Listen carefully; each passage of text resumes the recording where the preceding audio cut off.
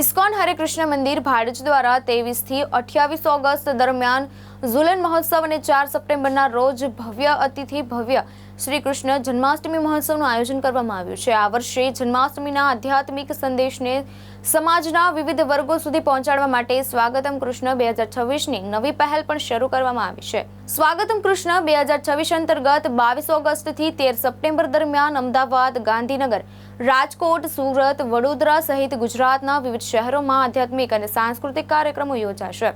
4 સપ્ટેમ્બરે જન્માષ્ટમીના દિવસે ભાડજના ઇસ્કોન હરે કૃષ્ણ મંદિરે તેમજ ગાંધીનગરના સેક્ટર 1 ખાતે સવારે 8 થી રાત્રે 12:30 વાગ્યા સુધી વિવિધ સાંસ્કૃતિક કાર્યક્રમો સાથે જન્માષ્ટમી પર્વની ઉજવણી કરવામાં આવશે। આ પહેલનો ઉદ્દેશ શ્રી કૃષ્ણ જન્માષ્ટમીના સંદેશ અને ભાવનાને સમાજના વિવિધ વર્ગો સુધી પહોંચાડવાનો છે। મારું નામ અનુપમ ગોવિંદાસ છે। છેલ્લા 11 વર્ષથી અહીંયા હરે કૃષ્ણ મંદિર ઇસ્કોન ભાડજમાં હું સેવા આપી રહ્યો છું। સ્વાગતમ કૃષ્ણ એક કાર્યક્રમ આ વખતે એક બહુ મોટો ઉત્સાહથી એક ફેસ્ટિવલ અમે કરી રહ્યા છે, જે જન્માષ્ટમીના 1 મહિના પહેલાથી જ આ ઉત્સવ શરૂ થઈ જશે। આખા ગુજરાતમાં આ વખતે આ હરે કૃષ્ણ મંદિર તરફથી ઇનિશિયેટિવ લેવામાં આવ્યું છે કે આ જન્માષ્ટમીનો પ્રોગ્રામ ખાલી મંદિરમાં જ ના રહે, પણ મંદિરની બહાર જઈને શહેરમાં અને ગામોમાં પણ લોકો શ્રી કૃષ્ણ જન્માષ્ટમીમાં જોડાઈ શકે।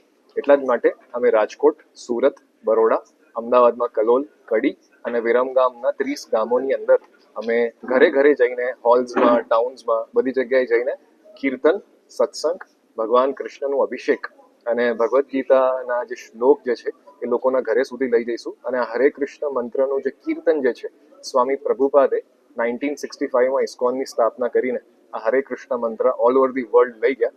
એમના ઇન્સ્પિરેશનથી આખા ગુજરાતમાં અમારી ઈચ્છા છે કે જન્માષ્ટમી ઘરે ઘરે ઉજવવામાં આવે।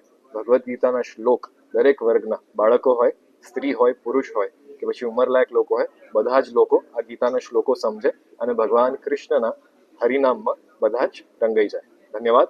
હરે કૃષ્ણ। હરે કૃષ્ણ। મારું નામ શ્યામચરણ દાસ છે, ઇસ્કોન હરે કૃષ્ણ મંદિર ભાડજથી।